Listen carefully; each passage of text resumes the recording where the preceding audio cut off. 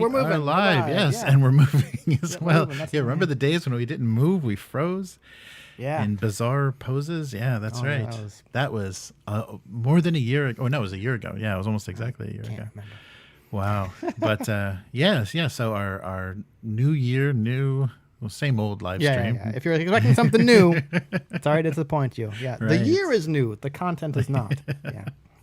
Yeah, I was gonna ask you if you want to switch up the introduce each other or do something different for that, but we'll figure that out. Yeah, swap chairs. Yeah, that's all we get. Yeah, we can just do that on the image. I could just mirror the image. No, don't even bother to change the text. It's just everything's backwards and flipped. Yeah, that would be nice. All right, but hopefully, I've got headphones now, so maybe we'll sound a little bit better because I can hear when we're buzzing. Can't change my voice, or whatever. Sadly, yeah, right. But sometimes when I touch things, there's weird buzzing and stuff on the track. So hopefully we'll get a better quality product. And so hope everyone had a good new year and things started out well. Or at least a non-sucky one. Yeah. It doesn't sound like for a lot of people. Yeah. Oh, nice. Matt's starting a Twilight 2000 for e-game. Oh, very cool. Oh, I took my... Cognitive dissonance. I'm like, 4E, that's D&D. How do you do that? Twilight 2000 4E? Oh, right, it's the 4th edition. Right. 4E of another game. Yeah. Right. Not the canon. Yeah. Yeah, and we also got a comment from Mr. Mean on the flip through I did of I'm guessing it was a mean comment. No, it wasn't. It was a surprisingly wonderful comment. No, I guess back in the day, he was working with Heartbreaker and doing cons and ran the RPG, the early edition RPG at Gen Con and stuff for them. So yeah, he'd be a fun person to talk to about the early days of Mutant Chronicles. Yeah. So maybe I'll hit him up on his Discord and see what happens. Oh, you put it out there. So if we get turned on and wah, wah, wah, wah. No, he followed up and commented. Yeah. He said, look for me on Discord. Cool. So yeah, we'll see. We'll see. And if I totally get ghosted, then we'll yeah, it's one of those things. You and I I'm going to ask her out. I'm going to, and it's like, how'd it go? Let's not talk about it. Yeah. It never comes up anymore. All right. Well, good. Well, we'll get this started for the new year. Yeah. Cool. Yeah. So are we good? All set. So you have your huge list of memorable memories of what fucking happened yesterday. Yeah, it's surprisingly a lot of stuff happened. Ooh, nice. It went really fast, but yeah, we did a lot of things, a lot more than I realized. All right. So let me just improve the size of my text so I'm not squinting. And we'll do this. All right. So cool. First cast of the new year. Welcome to the Weekly. I'm Jeremy. I'm Chris. And this week on the Weekly, 2021, a year in review. For a second, I thought you had gotten the year wrong, and I'm like, that's understandable. So yeah, and we'll look at some of the stuff coming up in 2022 because that's the year we're in. So we'll only briefly look back at what was happening. So a couple of the things that happened last year, we started live streaming. Yeah. So previously we were recording and kind of editing things up, and it was coming out semi-regularly. Yeah.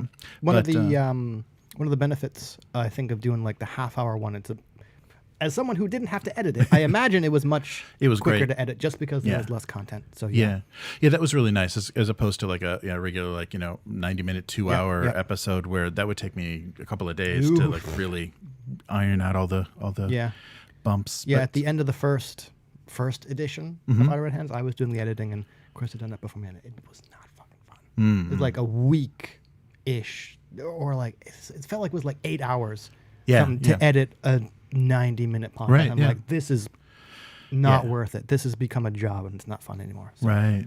No, that's really true. And I think some people appreciaed the quality. The ums and ahs are gone, and no lip smacks or anything. But to get that, you really have to there has to be some sort of balance in and work and fun. Yeah, and it was all work. Yeah. So props to people who can do long. And it's usually a third party. It's never the people talking on a podcast are never cutting it up. Because you get sick of listening to yourself. Yeah, right. Yeah. Even if you have a nice voice. Right. Which we're still looking for one of those. Yeah. You got a voice for radio. Oh, do I? Yeah. No, that came out wrong. So the episode 79 on March 5th last year was the 10 first episodes time, off. Yeah, it was the first time that we did it. Yeah, first time that we live streamed, and I think this has gone good. It's much more interactive too. I like having the live chat and everything going on, Not and having monitor it. right, and having patrons and members in the chat, and then being able to answer questions and stuff after has made a big difference. And 2021 was also the year Dune actually happened. You remember, we were waiting. We were announcing 2 years ago. Were we? My God. The year of Dune, and the movie was delayed more than a year, and everything. Nope, I take it back. I've seen bits and pieces of it. Just like I said before, someone had a bootleg copy in the break room. I heard something where it kind of suddenly got yanked from theaters. Really? It was only like an anecdotal one-person thing, but it went back into theaters, I heard, or IMAX. It went back into IMAX, I think, because that's the best way to see it in the U.S., like maybe in North America. I don't know. Here it had trouble because so much was coming out in Japan. I didn't even know when it got released here. Yeah, Eternals kind of knocked it out of the IMAX theaters here, so that really sucked because I think that's the best way to see it. So I had to see it standard, as big as I could find, but not IMAX. I hadn't realized you had seen it. I had to sneak. It was a weird Thursday night or something. That I had to sneak out. But yeah, I was really trying to get to the big like laser GT IMAX, and that didn't happen. And then Eternals Knocked it out. happened. Yeah. And we also discovered Warmaster. Oh yeah. Yeah, so that was a great thing. Got a whole 2 games of it in it. Right, but that was really nice. I mean, Warhammer Fantasy in a manageable, kind of a more streamlined, like movement and everything is much easier to determine, and models are easier to get a hold of now because Yeah. I still haven't painted mine, but I think the compact size, where we were still playing on like a 3x3, 4x4 size table, so not huge but manogeable. Right. We were playing 1,000 points, I think, and you could fit like the miniatures in like a shoebox. Yeah, that was really nice. And with 3D printing, I had 3 armies in just a couple of weeks. That was amazing. Yeah. I may hit you up for some dark elves soon. Yeah. After I do that, right? I still haven't painted my wood elf army, right? And that's the one thing. Like painting them, just like these are absolutely tiny. Oh yeah. So like your suggestion, the magnifying glasses and washes, because you. Like one blob is like, well, that is their entire face, right? Done. Right. But yeah, also new respect for people who write those rule books, because Warmaster Revolutions, which is kind of like a cleaned up fan version of the old Warmaster rules, not official in any way, even cleaned up, it's kind of a slog to get through the first time. Like it's a rule book where you read it where you're like, I don't know how you would better organize this, because lots of things kind of depend on each other. But the first read through, I'm like, only when you play it and then kind of see all those like little edge cases, you're like, oh, I kind of get this now, right? Yeah, so, that helps a lot. Yeah, it is definitely something that once it's on the table, it starts to fall it's kind of like place. the old, I say old, where learning a role-playing game, for certain people, it's better to do it with someone who already knows it. Yeah, Where it's like, okay, teach me how to play this game, and then I'll go and read the rules, because I have some kind of grounding in reality, so to speak, about, oh, I see now how this works, right? Because there are lots of little edge cases, especially when those units contact and who can lap around. Yes. It's fun. Yeah. But yeah. No, definitely. Yeah, I was really surprised how I never suspected that like 15 millimeter would be such a great way to see big scale, and the way that it kind of they're saying, imagine this is a massive scale, like this one rank doesn't represent just these 5 troops, it's thousands. Huge.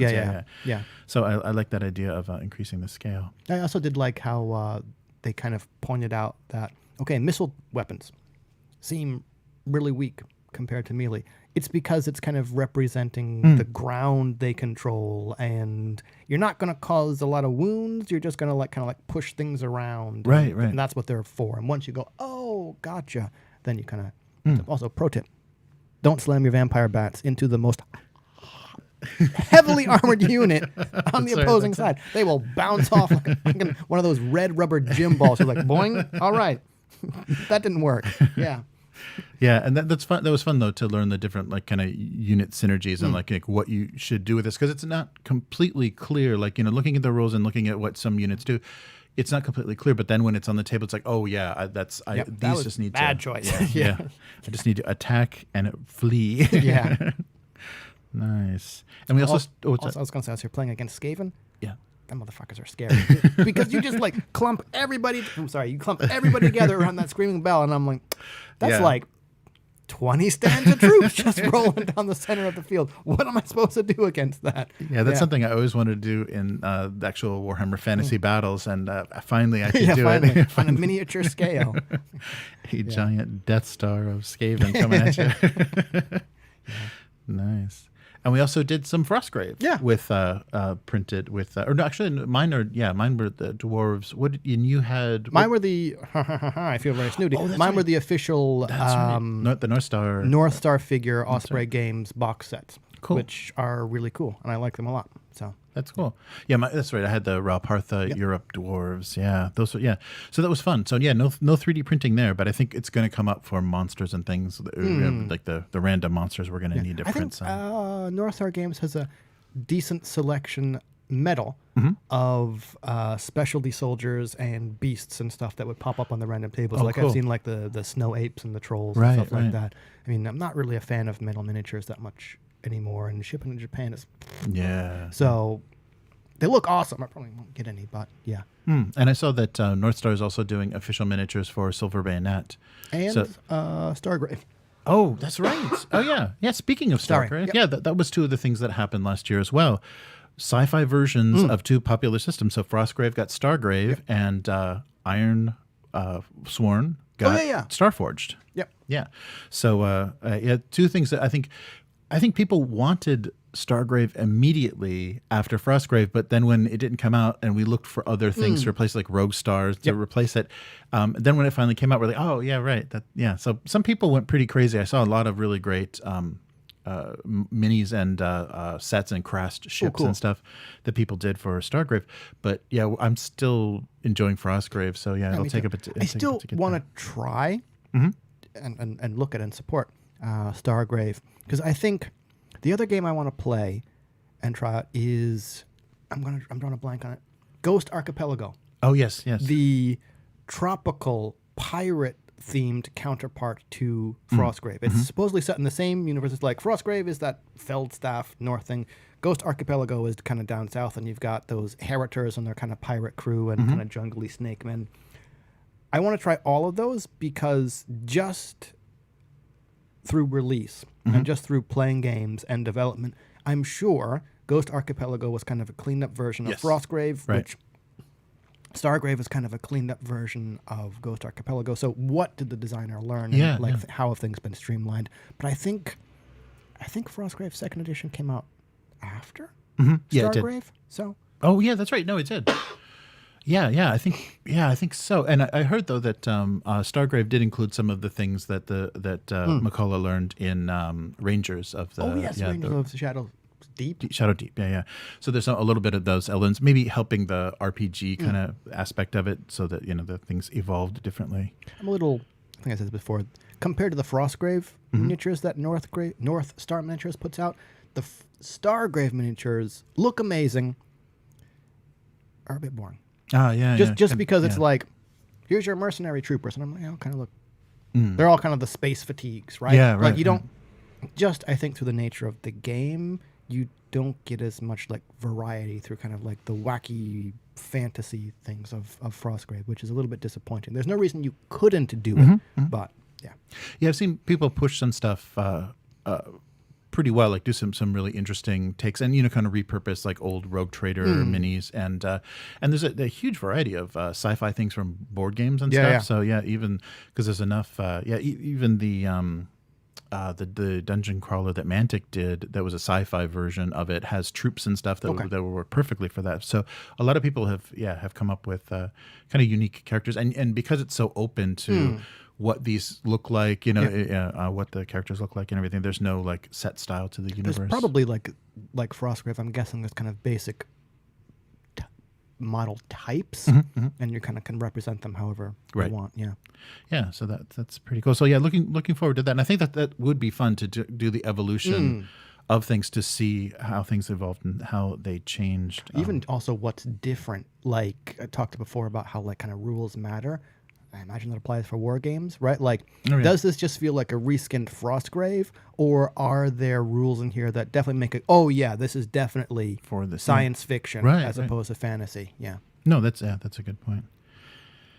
Very good. So what else? Oh, and the Mutant Chronicles fiction series Ooh, yes. started this year. So yeah, I just posted the third in the trilogy of the Capital stories. So Capital is finished, and their third story was pretty depressing. It didn't turn out well for them at the end. But that's for Patreon subscribers and YouTube members can get access to the audio versions of those. And sporadically, some things will probably get unlocked while we continue, because it's already growing pretty huge. Nice. Yeah, it's going to be a couple of hours soon of fiction, and there's still more. It's like I thought, okay, this is going to be a limited thing, but you keep finding stuff. Every book, every single Warzone book, or they all have little fiction to kind of fill you in on the flesh out some of the things in the setting. So there's a lot of little stories and stuff. Really surprised. Nice. So so check that out if you haven't. So that join button below this video will get you there. I don't know where it is. It's somewhere down there. Yeah, somewhere. And if you're just listening to this, just you kind of got to have to go to a website. Yeah. So yeah, check out upturntable.com. You got to go to one of those newfangled website things. Yeah. Right. And we also had the fun of the new incarnation of TSR last year. Various definitions of fun. Right. Then that spawned our As the Gygax Turns segment where, just drama. And I just saw an interview on another live stream with Luke Gygax. Okay. And it's talking about, developing, putting out modules and things for Gary Con and stuff. And it seems so reasonable and so into the hobby. What is going on? Is there some sibling rivalry that we don't know about? Well. It's very, and we talked, I talked about, so you missed on the solo cast. Ernest Gygax Jr. is now Gary Gygax Jr. He has eliminated the Ernie, so he's taking basically his father's name. And I don't know how his brother feels about that. So the Giant Lands, right? There was a credit change on the covers of there, so it was saying with Gary Gygax Jr. So yet another little piece of development. Whatever you want to be called, that's fine. Cool. The only thing I know about Giant Lands recently is I saw someone do a flip through of one of the books, and the line art looked nice, kind of old school, whatever. Single page running blocks of text. Bro, what are you doing? Oh, yeah. I mean, you're trying to mimic the old school style? Got it. Usability? Not so much, right? No. Yeah. So especially if it's attacks, attitude, alignment, like just emboldening stuff within the paragraph. You're you couldn't have broken that out. So, whatever.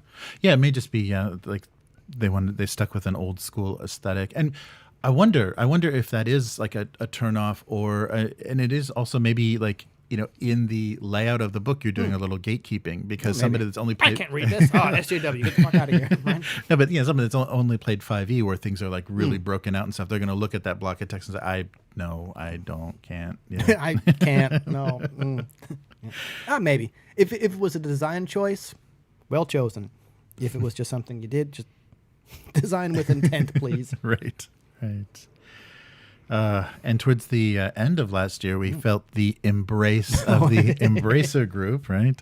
So they started swallowing up not only video game companies, and it turns out, so they just got Dark Horse Comics, and I was looking at numbers, and they're getting close to 100 companies, and they predicted, I forget the prediction, 30 more in the next 3 years or something. How do you...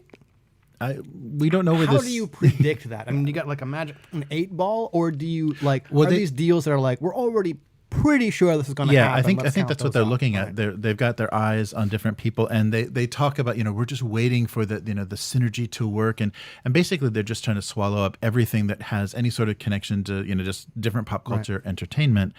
And I don't know, we're going to see, but that's what China's been doing for a while, especially in the video game sphere. So we'll see what this actually ends up doing, and probably just pushing people's wages down and making their work life miserable.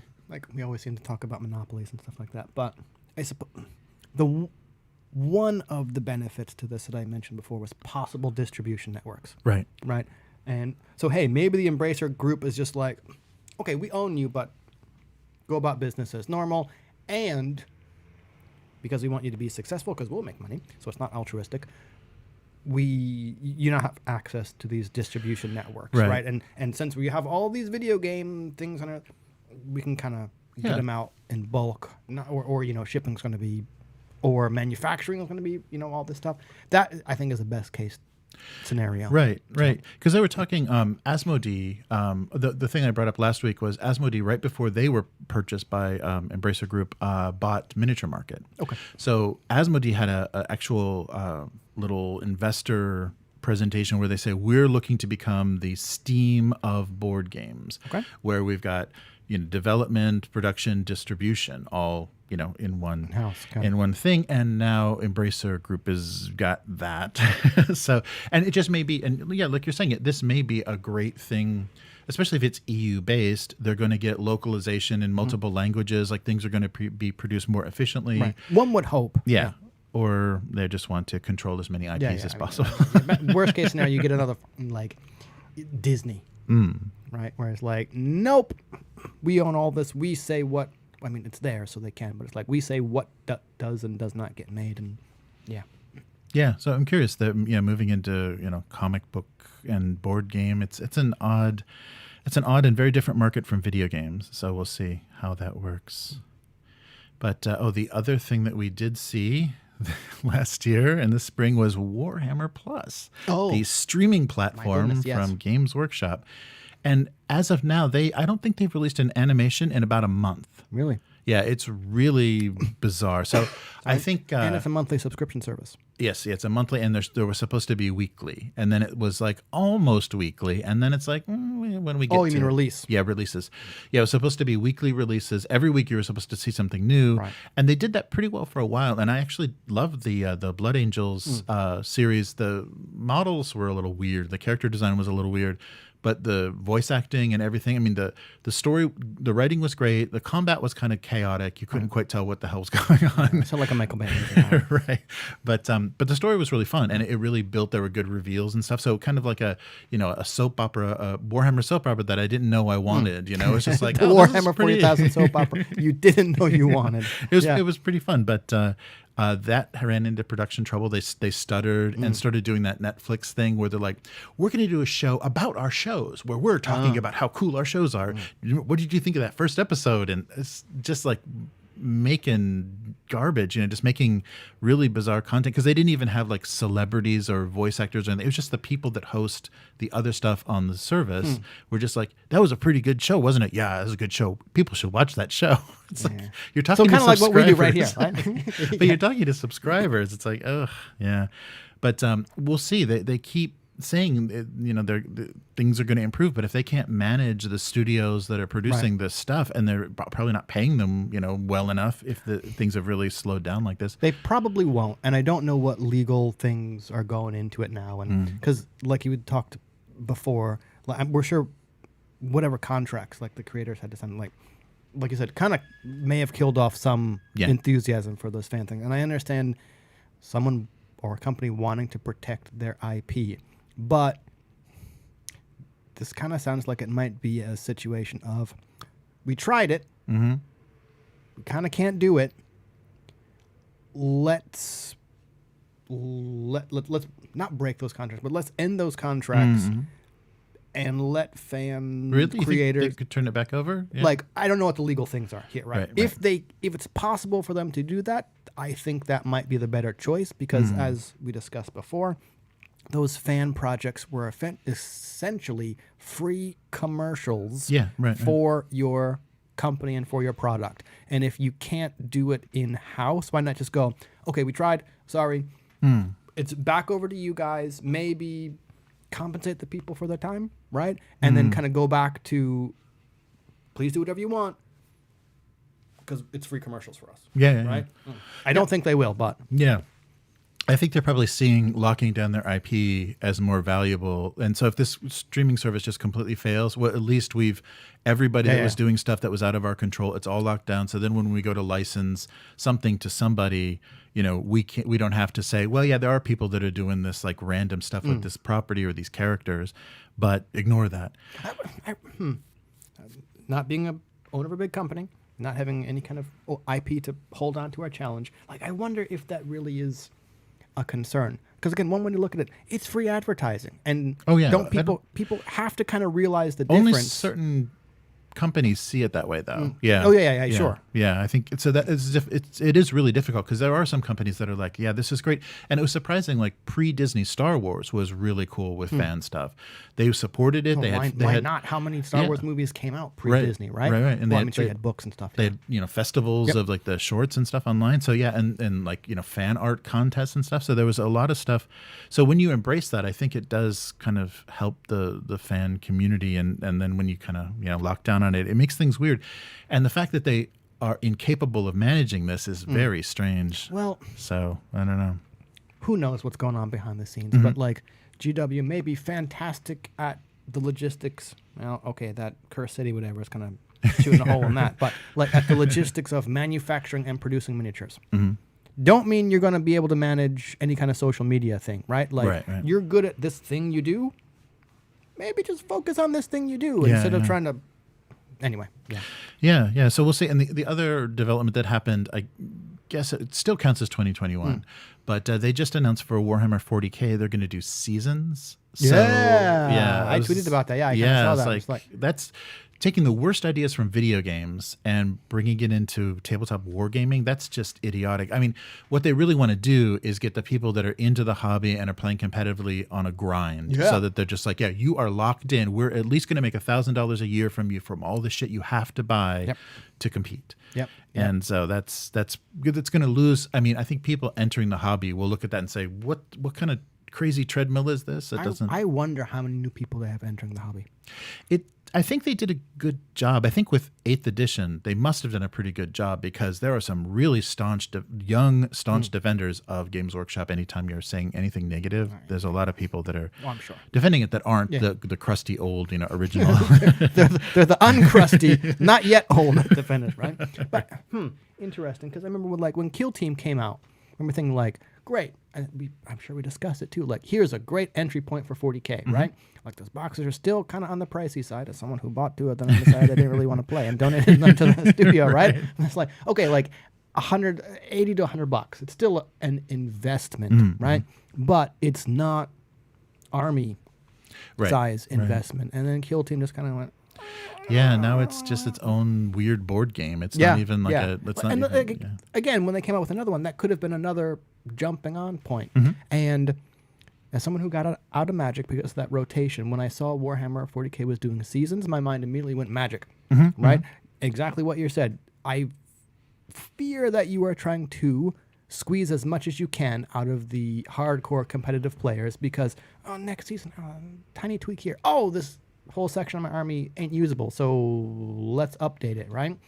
Which best case scenario, or the kind of the altruistic version, you're using it to create kind of a living rule set. Wow, we did not expect that to happen. Nerf it in the next edition, or try and rebalance, and you can kind of fix stuff without having to do a new edition, right? This season, Bloodthirsters only have +1 attack on them, right? Or whatever, right? It allows them to adjust stuff, which, if you're going for a competitive miniatures game, even like a non-competitive miniatures game, you still kind of have to balance stuff. What I suspect they're going to do is that we got you now. $500 for next year, please. So. Right. Yeah. Just like people that buy the season passes for games, and you have no idea how much content is going to be released for a game, but you bought a year's worth of whatever it is for. We got you. Yeah. So pretty soon they'll just head to that thing everyone's doing. It's just a subscription model. It's just like, you pay us, $500 for this annual pass, and we'll just send you the models because they aren't worth anything anyhow. I wonder if that wouldn't be a horrible thing, because when we were doing Netrunner, it wasn't necessarily like a season pass, but we were like, okay, we're pretty much all in for the packs. Right. And the packs were set. if that might actually work, right? If you're just like, okay, sorry, it's $500 a year. Mm-hmm. You're guaranteed to get every model re-released this year. Right. And then that could work. Yeah, yeah. I think they would have to structure it really well, which I'm not sure they're capable of doing. Yeah, because there's already those weird magazine things that they came out. I think it was UK or maybe EU only, where they went through basically the whole Dark Imperium set and broke it up into little magazines you got every month, and included paints and all the. So you got essentially the whole kit eventually, and little pieces of the rules and how to paint in each one of like the magazine inserts. So they're playing around with kind of tying you up for some sort of subscription. Well, in Japan, it's what that D'Agostini or D'Agostini, where it's like, hey, you build that die-cast Lamborghini, whatever. Right. And one little piece at a time that comes in a box. And like, sure, why not? If people want to do that. So. Yeah, I think they're still experimenting with how to squeeze, just how desperate they can get. And I think you're right. Like things like Magic have kind of figured it out. Yep. Keep people just locked in. Yeah, I'm a Magic player. And they got even fucking greedier with their like secret lairs and loot drops and 3 different kinds of booster packs. And wow, I'm sounding like a real old crab, huh? Yeah, well, but Games Workshop does have that Hasbro exec in there giving them all those good ideas. So I'm sure that's where a lot of this is coming from. Let's look at. But last year, the pandemic canceled a bunch of conventions again. Yeah, we had like online. Well, there was what was it? San Diego and did Gen Con? I think Gen Con just did everything online, but there was one that was like locals only kind of thing where they had a limited. I remember this. A limited. I forget what they call it. Was it Gen Con? Yeah, maybe. It may have been. They were sending out like the packs and stuff. Yeah, and some people were physically there, and then everyone else could just watch live streams and stuff. But it was very odd. How do you get on that list? How do you determine if you qualified to actually be there? But I think so San Diego maybe was canceled, but so many things were canceled again, and they've slowly at the end of the year tried to have. I think they had the physical or the PAX. PAX Unplugged. PAX Unplugged, which I was feeling kind of FOMO since that's in Philly, right? That's in Philly, right? And it's like, nice. And I'm here, right? Home city. Like, but it's kind of, with the rise of Omicron again, it's just like, how about you just don't? Yeah, there's still. I think it's got to be painful though, because if you're not locked into that space and everything, you could lose it, and you could and so many of those conventions have been strategically planned far enough away from other things, and so it's going to be a while, I think, before that whole thing recovers, and people are still going to be cautious about going into big halls full of hopefully, sweaty, I don't know. I think I don't know, man. Never underestimate nerds, right? But yeah. Yeah, so we'll see. We'll see what happens coming up this year with the conventions. Things are still, kind of, I think, hit or miss. There's some smaller cons that have happened. But, I think Gen Con's scheduled for August 2022, because I saw something like, Kickstarter kind of got lambasted for that blockchain nonsense, and Zine Quest 4 or 5, not in February. Oh. It's getting shifted to August to coincide with Gen Con. Wow. And as someone pointed out, that is the worst time to do indie RPGs, because you're going to be flooded with Gen Con announcements and the big companies are going to be doing stuff. So someone suspected it's let's kick those indies out, since they put up the biggest stink about blockchain, probably. Right. Oh, that's an interesting. No proof of that. Right, that was the suggestion. And I'm kind of like, oh, possibly. But that's a good way to shout over that's indie event. Wow. We also found Forbidden Psalm. That was actually released the previous year. Yeah, we still have to play, and the Kickstarter was fulfilled for the In the Footsteps of the Mad Wizard. Ooh. So I've got hardcovers of both of those books, and they're excellent. I mean, nice. and they specifically show you how to tie it in to the Mörkborg RPG and everything. I mean, it's really thoughtfully done, excellent design, and the execution of building your warband and everything is great, because they're all messed up. Everybody is as messed up as possible. So I think that works really well, because you're basically, you can't like min-max very well because you're always rolling these flaws that it's like, oh, this is going to be my bruiser. Oh, he's got, missing arm or whatever. Yeah. So there's always going to be things that'll make it fun and unpredictable to build warband. So yeah, we definitely have to try that. And with 3D printing, we've got access to all kinds of messed up demons and all kinds of stuff. So that'll be good. Yeah. Before I jumped off Games Workshop their other amazing feat of 2021, they released a 3rd edition of Age of Sigmar. So 2020, we got Warhammer 9th edition, and then we got Age of Sigmar 3rd edition. During lockdowns, shortages of staff at their warehouses and everything, they're able to like do these full version releases. So. Releasing something like that during lockdown doesn't seem like a bad idea because people are going to be home with nothing to do. Those people with no kids, right? And spaces to do stuff. But if it's like reduced staff, maybe it was already scheduled. Yeah, it might have been. It's like because that stuff got has this, to be so far out. Yeah. No, that's true. It was probably already. They're like, well, if we pause this, we're going to get killed. Like our sales are going to tank, and how long are we going to? Yeah. Right. So we have to stay on schedule, and I think it worked out. I mean, I think they doubled down on people like wanting to distract themselves and wanting to dream of the days where they're going to put these miniatures that they're painting, because people showed so many lockdown armies and stuff. I started painting this during lockdown and lucky finished. SOBs. Right. So that was a funny strategy, but it worked. I mean, it really, their sales did really, or their stock. I don't know. We don't know their sales, but their stock did really well over lockdown. So we'll see if that. Well, we know that's not continuing because they've already took a pretty big hit recently.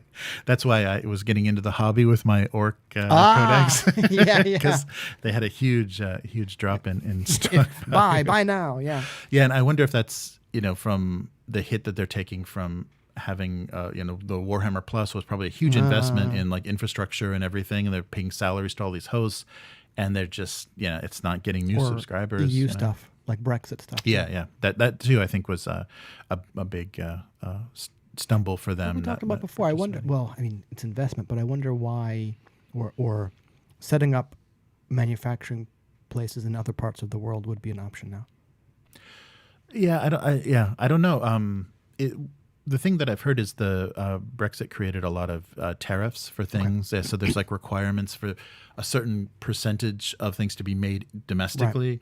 So they're going to tax the hell out of like a lot of printed materials coming from China or whatever if you're going to include it in something that's their new gimmick. I forget the wording, but they'll put the mostly assembled. They'll put the Union Jack on the books and everything yet, and then they're like shipped or whatever, like something that doesn't mean made in the UK, and it's all produced in China, and they're just developed in maybe the shrink wrapped in the UK. I don't know, but they still are putting just to be deceptive. If you just glance down, it's like, oh, there's the reassuring made in Great Britain. I can peel off. Yeah. Right. So, or maybe that's just like a factory in China now uses the same flag. Oh man, but. And the other fun thing that there's also more stuff coming in this year, but the Twilight 2000 4th edition came out, and the One Ring also came out, but has not been fulfilled yet. Oh, so really? That's one that got screwed. Do you know digitally? Digitally, I think. Okay. Yeah, I think everyone's gotten things. But Free League was very frustrated, and I think it was one of those.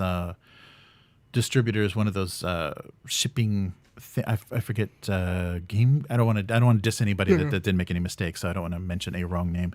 But one of those, they had a really frustrating, like just no communication from one of these logistics groups that was just like, we don't know, and then no word. So they had nothing to tell the Kickstarter backers or anything. So One Ring is kind of tied up. But looks beautiful when it finally arrives, if it's not all moldy and whatever happens to things in cargo containers. Yeah, right. Very Middle Earth.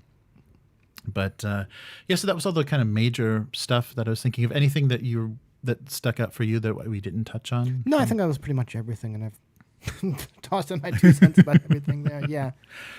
Right. So how about coming in 2022? So we have multiple Nexi, I think is yeah. the appropriate word. So virtual tabletops specifically for different platforms. So what do we have?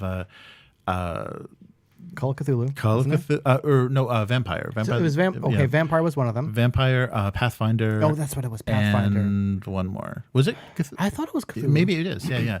So Demiplane is partnered with so many people to do these system setting specific asset Packs. digital tool sets. I think they're calling them digital tool sets. So we'll see how that goes, because a lot of people have signed up and we don't really know how this is going to work, what it's going to cost, and all that good stuff. Well, upside for them, pandemic is still continuing with no end in sight. Yeah. So people are, and people are getting used to the fact that we can do this online. Yeah. Okay, so, that's the better thing to get used to, that we can do this online. Not that we're stuck with the pandemic. Yeah. Right. Yeah. And I think maybe that helped a lot of reluctance, or a lot of people that are like, I don't want to sit in front of a webcam. If it's the only way to game with friends, then people tried it. So that definitely. Your choices are this or go crazy. Okay, I'll try it. Right. And we've got the Blade Runner RPG coming out this year from Free League, which I'm mildly curious about. Yeah, I'm based on the strength of Free League. Yes, yeah, definitely, and how they're going to handle, because it is going to be the Year Zero engine. So we'll see how they. It's one of those things that kind of seems like a set and finished story, or a very small thing. So that's why I'm just like, don't know how you do it. I'm willing to give you a try based on the strength of the other games. So it'd be like, I'm suspecting it's going to feel a little bit like Alien, in the fact that it's got these weird overlapping, like the two films that aren't particularly compatible, that you're like, okay, I guess the storyline does kind of continue, but do you really want to play in the 2049 world? Nope. You kind of want the classic original cola flavor, but they're going to run into that, where both of those things are going to be in that book. I think they'll have the license to everything. Blade Runner. So you're going to have, just like you were trying to include some of the Prometheus stuff in the Alien RPG. You're going to have that. There's another corporation now. So are we going to play in this corporation era, or does the original replicant manufacturer still exist? Yeah, and I guess you'll just have to make those choices. So we'll see. We'll see how they handle that. But they did a good job with Alien. I really think there wasn't anything weird, or like, I'm definitely cutting that out of any of those adventures. They were written well and incorporated things that I wouldn't have chosen, but worked fine. Yeah, it worked well. Yeah, I like those. And Pendragon 6th edition is coming out. So that's what Chaosium has that. So yeah, I was curious about that. That's kind of come up. We've talked a little bit about Pendragon when the Green Knight. When they made a specific movie for a movie, they made a little box set for the Green Knight. So yeah, Pendragon is getting a 6th edition. Mothership 1st edition, the actual physical release of that. Cyborg, the cyberpunk. Oh yeah, the cyberpunk New York board. Yep.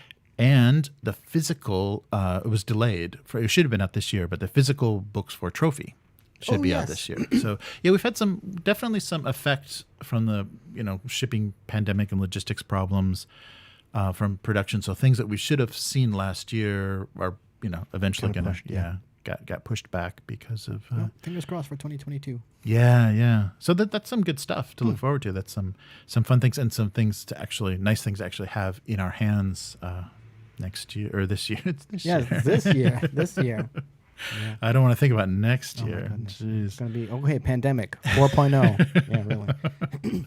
We're up to.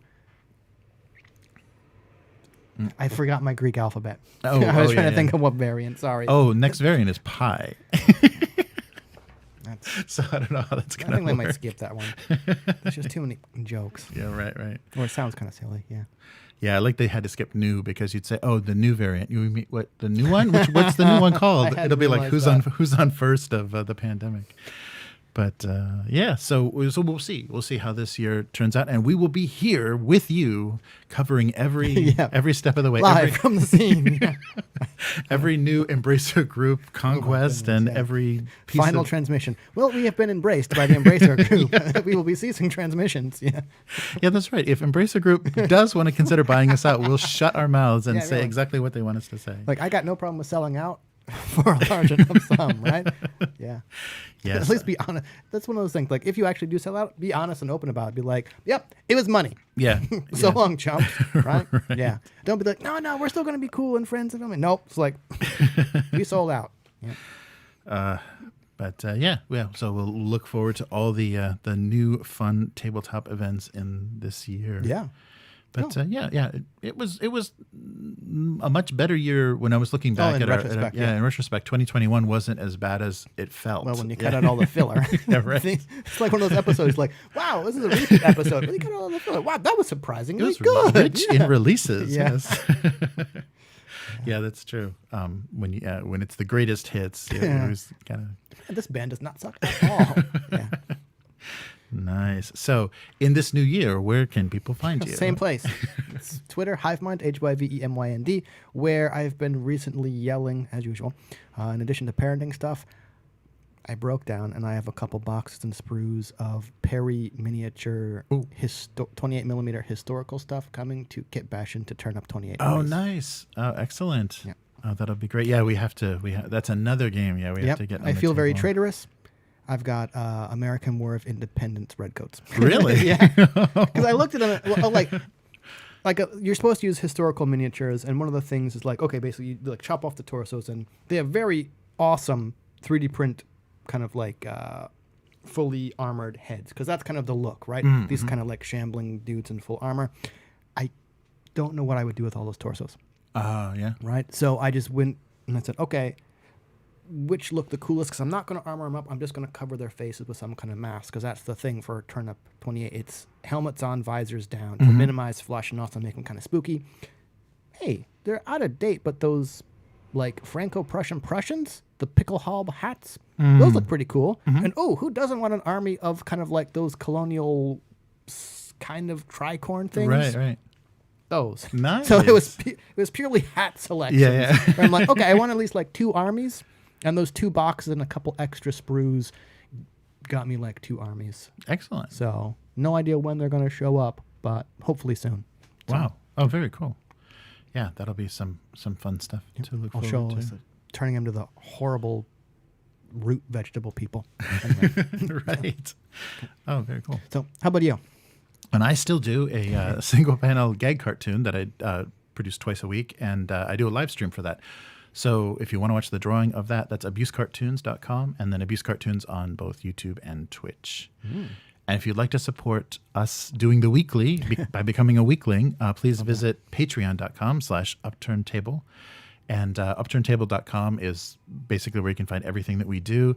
The kind of premium audio version of this live stream goes onto the RSS feed for Patreon. So tune in there. And we do this every week. So Sirens included. yes, sirens included. The occasional ambulance and or fire truck. Yeah. So it's Japanese style. So Yeah. perhaps a different rhythm than you're used to. Nice. But thank you for joining us, and we will be back next week. Later, mortals. Goodbye. Bye. Very cool. All right. So that's it for Put to Bed 2021. Good night. No more of that. Put to bed like an old horse. Nice. All right, I gotta bounce back to work. All right. Oh, wow. Yeah, I'm glad the cast ended. It's getting noisy now. It's right outside. We bring you live now as the studio is on fire. Yeah, even from the 4th floor, you can't avoid any of that stuff. Yeah. When we used to record up there, we'd still hear all kinds of ambulance. Like the other night, Tola was like, "Oh, everything okay?" Like, heard this alarm. Like, is the building? I'm like, sounds like it's right outside. Yeah, it might be right outside. Somebody may have gotten it. All right, you'll have to probably cut through the crime scene tape or whatever. Oh, yeah. I was saying you can't cut through the parking lot anymore. Yeah. All right. Nice. All right. Back to work. Thanks, Jeremy. All right. And I'll be on Facebook because maybe he said something about like the 15th or something. But Oh, okay, cool. Yep. Okay, see you. All right. So how's everyone doing? So it was great. We had a little bit of a delay for the start. Chris was a little busy, but we can jump on the chat if it's working. Uh-oh, there we go. And see, oh, hey, Joe, how's it going? Oh, Joe, thank you so much. I'm sorry. I didn't even see if there was a notification. Let me check and see why I didn't see that. Thank you for the donation. I don't know why. Maybe that came up. I'll hear it in my my headphones. So sorry, Joe. Thank you so much for the big W and the $9.99. We're much appreciated. Oh, very cool. All right. Oh yeah. So yeah, Matt said Embracer buying Free League sounds. that would be the worst possible of all 2022s, I think. Very much. And that's cool, Matt. I saw that before we started. You're going to do a Twilight 2004 e-game. That's great. Yeah, I want to try at least the solo version of that just to see how the new mechanics are working. Hey, Dave S, how's it going? Wow, lots of emergency cars. So sorry for all that noise in the background. Oh, very cool. So I wonder why the studio hasn't had to make a 40K film or series. Yeah, if GW's just turned down all offers. Oh, that's an interesting point. Yeah, Matt, I wonder what Games Workshop is doing, because it seemed like they were shifting more towards just licensing things because they've had success with mobile games and PC game licenses. So we'll see what they're actually doing. I don't think they're going to want to produce anything themselves, because you can see their inability to manage just simple animation series has been pretty bad. I can't even imagine what a production delay they'd get to with a feature film. Nice. And Dave S says there is a fan movie that I thought was really well done.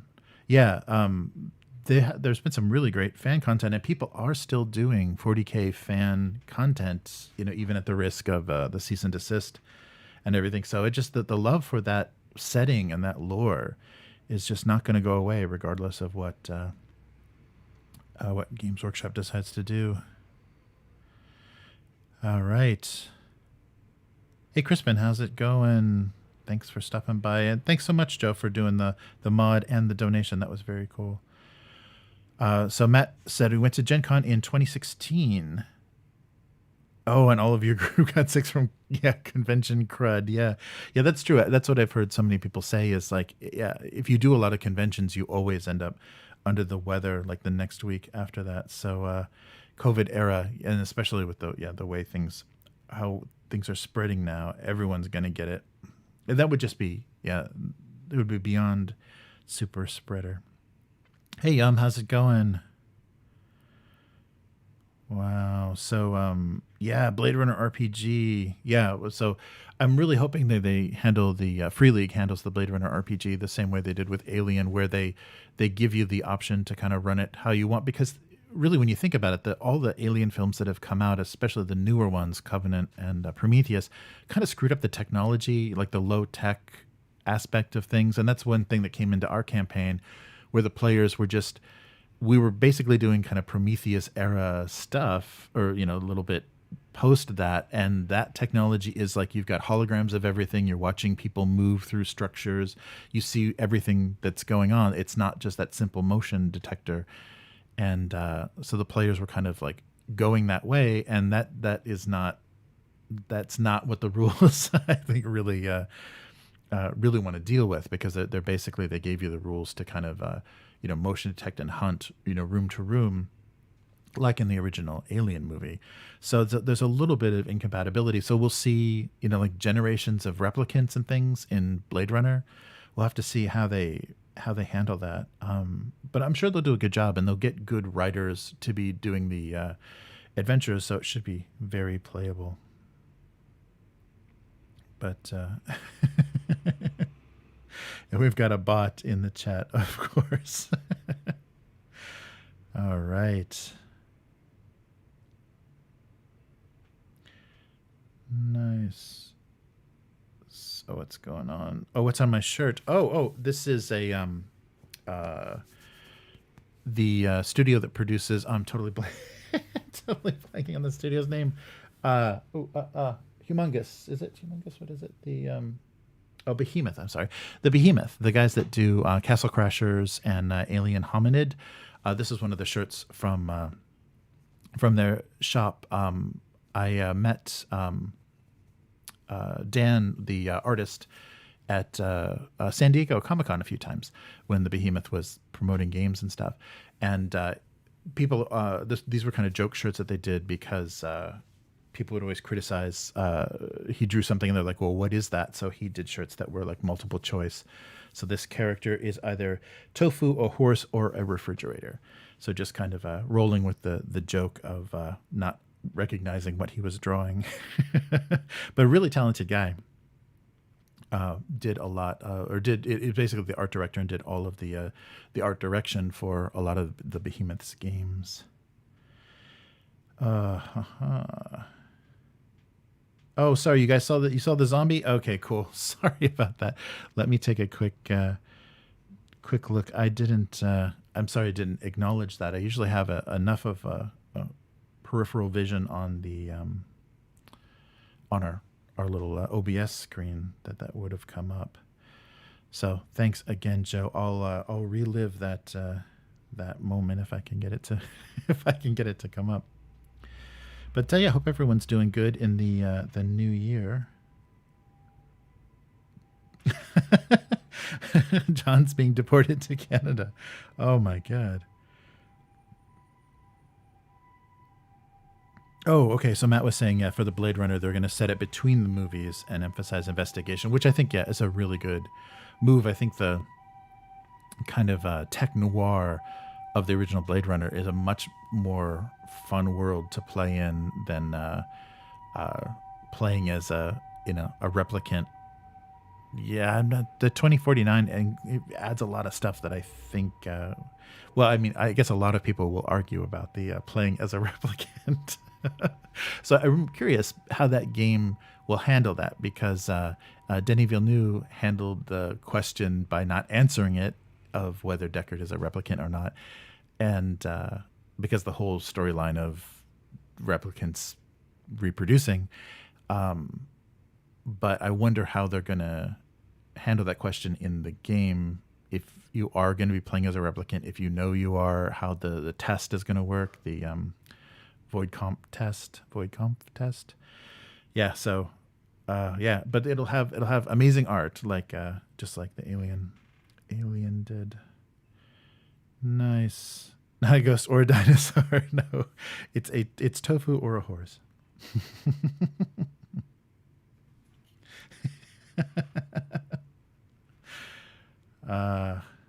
Nice. It's great to have everyone in the chat. It's good to see you in the new year. Yeah, so hopefully this will be a fun, eventful year. At least there'll be stuff to talk about. And oh yeah, I didn't get to bring this up with Chris here, but this will be one of my attempts to get Chris to play a version of D&D 5e. This is Trudvang Adventures for 5e. And they did a lot of interesting stuff. I think they wanted to do a 5e edition of their game because it's a great setting, and it's a Demons and Dragons, basically the Swedish kind of iteration of Dungeons and Dragons. This is, I think, one of their their latest setting, like the latest world that their Dungeons and Dragons is set in, and they released it as Trudvang Adventures for the English-speaking market just recently. Riot Minds did, and I think the system is still a little daunting because Sweden really liked the basic role play, like the basic role play system that Call of Cthulhu and RuneQuest use. So they have a lot of like making characters and things is a lot of points distribution, and a lot of things that maybe people aren't 5e people aren't used to. So it was keeping a lot of people from trying this setting. And so I think the 5e version of this might get people to enjoy this world. So there's no alignments in here. They handle hit points a little differently. Your kins and your archetypes are different, so no race, class things. So a lot of things are changed because of the setting, and I think it will make, but 5e might make it kind of playable.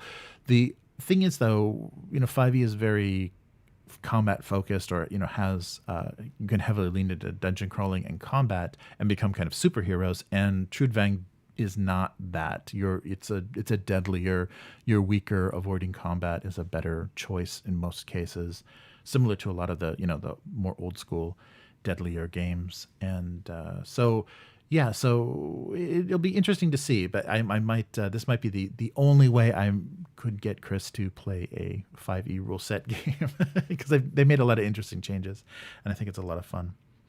So Riot Minds. So I'll do a flip through, because I just got recently got these books, and they included a lot of extra stuff. The basic pledge includes a lot of their adventures and everything converted over to 5e. So I'll go through that and talk about a little bit the rules changes in a flip through on a live stream. Nice. So everyone's trying to guess what's on the shirt. I have a couple of these, so I'll wear them on the future streams so you can guess. Nice. But yeah, if you haven't checked out, check out the Behemoth. I can't remember the latest thing that they were doing. For a while though, they were releasing a lot of their stuff only on Xbox. It came out eventually PC, but when Xbox Arcade was a thing, they were big on doing games for Xbox. But yeah, really good art style for the Behemoth games. Yeah, I think you guys probably have seen their stuff. All right. Nice. So yeah, I hope this was a fun return. And just to kind of go over what was happening last year, I thought would be fun. So no new updates, but there's plenty of stuff. Yeah, we'll have plenty of stuff to talk about for next week then. So Yum is asking, do you guys play games on stream? Yeah, we played. The last thing we did on stream was the Frostgrave. We did a session of the Frostgrave miniatures game, and we got more of that coming. We did a booster draft 4-player game of Magic, but we weren't even sure when we were going to get a chance to meet, so we didn't set anything up for live streaming or anything. Oh, and that was something I didn't mention in our stuff that happened last year, is everyone tried Magic one more time because they did the adventures in the Forgotten Realms set. So a lot of funny D&D references, but hopefully, we can't physically meet very easily. So hopefully this year things will start to calm down, and we'll have more of a chance to meet in person. It's just lucky that Chris's company does not care at all about employee safety, so Chris can get here for lunch breaks, and that carried us through a lot of the pandemic, is being able to meet in person and do this live stream at this office. So that helped a lot. But yeah, I hope this year will bring a lot more, because I really want to live stream some Mutant Chronicles, some Twilight 2000. There's a lot of games, and the Trudvang Adventures, if I can get some of the people that are familiar with 5e to give this setting a shot. I think it'd be really fun. So this is kind of Nordic or Scandinavian and Celtic lore based setting. So really interesting. The magic system and everything is very different. So I think a lot of fun, and you don't need to really know the setting completely. I mean, the GM, of course, needs to, but it's not necessarily necessary for the players. And I think it'll have enough of a different feel that it won't feel, it's not generic fantasy. It's very, very interesting flavor. And no alignments will be a fun thing for people. Oh yeah. And trying out a few of these virtual tabletops, like we were talking about all the Nexus settings for the different systems. That would be a fun thing to do. And even if it's just audio, like maybe we'll do audio with some graphical representation. Nice. Oh yeah, that would be fun. Well, we'll figure it out, Matt. We'll if we can do Twilight 2000 online, we should definitely. That would be very fun. I will be in touch if there's a chance to do that. Yeah, and if and Mr. Mean even mentioned that he was running Mutant Chronicles with a group, so and was going to try it online, like a local group, and then was also going to try it online. So hopefully there's some good actual plays coming in this year. A lot of good systems to play, a lot of things to try out, and yeah, I'd like to get a lot of this stuff on the channel. So look forward to that, and we will have more soon. So thanks everyone for joining us, and we'll be back next week to do the same thing. So hope to see everybody then with some more crazy updates. 359 play crab game. Oh man, this is getting tempting. Oh, cool. Yeah, Matt says he's perma DM in his group. So yeah, we'll definitely if you want to be a player, that's is an option. Very cool. Oh, new MC coming this spring. Oh yeah, we hope so. Yeah. I hope that there's I'll keep an eye out for notifications. But Crispin, yeah, if you've seen some press releases or links, yeah, let me know, because I heard that Res Nova was going to try to do a December Kickstarter, and that did not happen. Very cool. But yeah. Oh, definitely. Yeah, we'll do notifications, and I'll also give you some warning on the Abuse Cartoons stream if I know that we've got a game going. Oh, Kickstarter. Yeah, that's excellent. Yeah, I hope we see. I hope we see that new Warzone. They haven't officially announced it, but yeah, Warzone Eternal, I think, was the tentative name. Oh, nice. Yeah, I'm really hoping for that, because that would be great to see. Mutant Chronicles miniatures on sprues and everything. Yeah, that would be excellent. Yes. Yeah. Twitter. Yeah. Definitely. Upturned Table on both Twitter, and there is an Instagram as well. So I'll hit both of those up if we get a live stream of actual plays set up. It's just gonna either figuring out a schedule to do it online, or once we can start meeting physically, setting up the cameras and everything again. So that'll be good. Oh, cool. Yeah, Crispin, I will check out the Res Nova Facebook group. Nice. Oh, I hope to get some good news from that. More Mutant Chronicles content would be great. Okay, so everyone, I will see you next week. Take care, and thanks again for joining us. Goodbye.